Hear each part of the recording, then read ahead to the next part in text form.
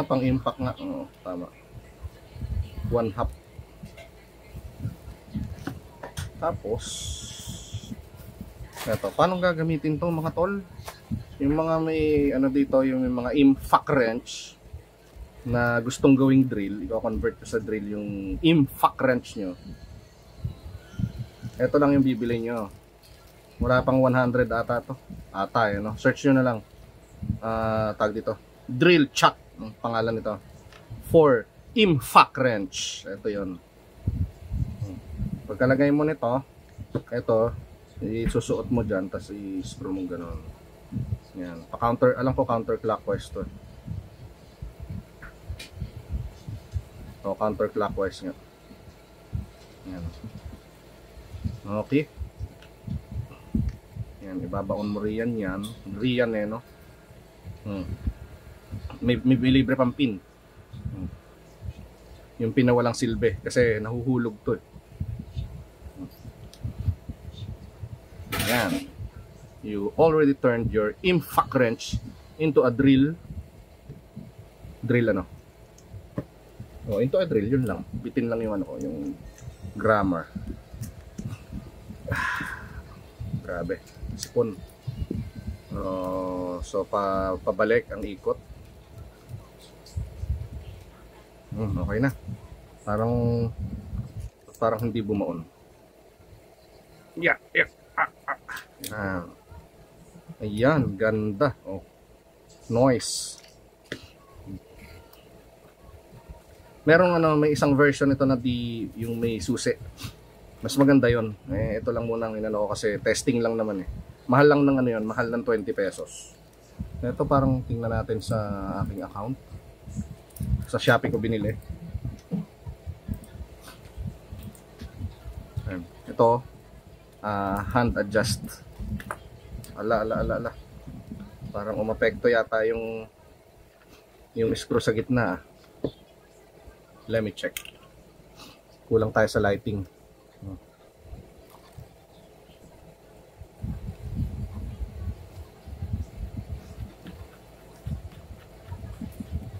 Yan. Medyo matigas siya. Siguro dahil virgin. Yan, okay na. Nabaguhan. Ngayon, yan nga lang, edi katakot-takot na ikot ang gagawin natin dyan. Then, salfak.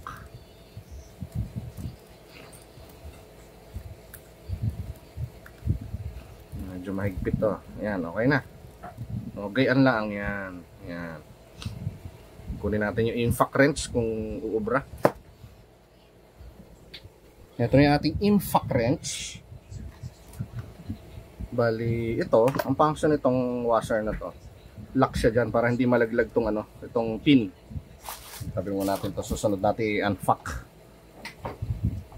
Gayaan yan, gayaan. Yan. Pag salpak mo dito sa impact wrench, puta, skip. Hindi nataka siya. What the impact? Ayun. So may hindi pwedeng balistad. Meron din pala siyang orientation. Parang pantay naman to. Yan. Tapos isasalfak mo tong yan, yung sabat para hindi siya ma-disalign. Yan. Ayun. Pasok. Parang edits. Ay, shit, nalaglag. Pag naglagay kayo niyan, siyempre igaganyan nyo. Tapos saka nyo yan. Ayos. Yan, puta, ragisang tigpit nun ah. Ay, yung LCD ko. Muntik na masira. Ano kayo nangyari sa LCD? Tumampal eh. Let me check. Okay, goods. Ang sagwan tignan. Yan, dahan-dahan lang. Okay na, dumulas na. O yan. Meron ka ng instant drill. Ayan, electric drill. Impact version. Pag maghihigpit, oops, puta lakas. Ay, sorry.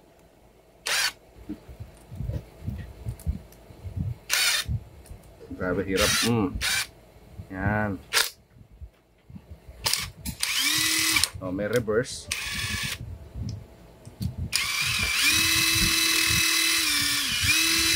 Yung mga ganun-ganun eh, oh. Yan. Oh, ngayon, na-convert muna ng drill yung ano mo, impact wrench natin. Yan. Madali lang naman malaglag. So, madali rin lang siyang ano, plug and play. Madaling tanggalin, madaling kalisin. Ayos. Noise. Nice. Ganda. May kasama din nga pala tong ano, nalaglag lang do sa packaging. May kasama siyang anong tawag dito? Screw adapter. Kaso walang, ito lang ang sablay sa kadalasan sa mga ganito eh. Parehas cross, parehas Phillips screw. Walang flat. Parang useless.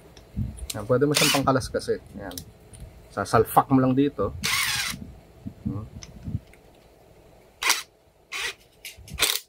Yan.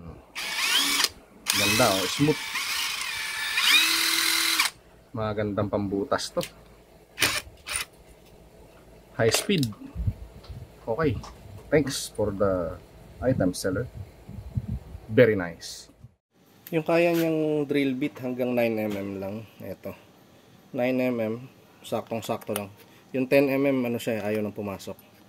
Pero kung yung drill bit nyo, may ganito. Ayan, bali 9mm to 13mm. Pwede, pasok. So, try natin magbutas ng 2x2 na mahogany. Medyo matigas tong kahoy na to. Ganyan lang magigpit. Okay. Ito lang, siyempre impact wrench to. Medyo maalog talaga. Kala mo, bali.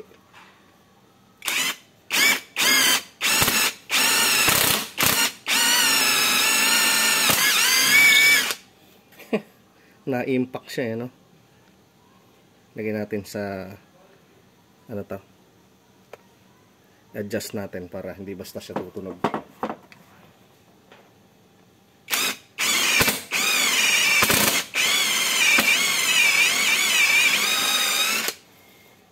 Pwede na. Hirap na hirap siya sa mahogany. Kunat kasi na to.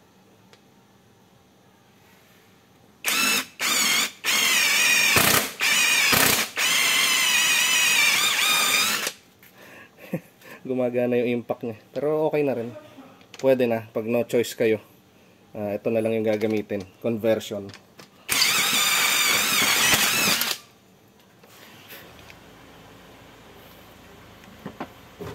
Parang hindi siya advisable pag ipang-concrete nyo. Lalo't ganitong kalaki. Pero kung yung maliliit lang, mga mas maliit dito sa 9mm, pwede sa concrete. Pero kung ganito, medyo hihirapin at saka mag-activate lang yung ano niya, impact niya na function. Kaya pwedeng hindi tumagal yung impact wrench nyo. Pero kung mga pangkahoy-kahoy lang o bakal na maninipis, pwede na to. Yung conversion lang na to. Okay naman. Pwede na.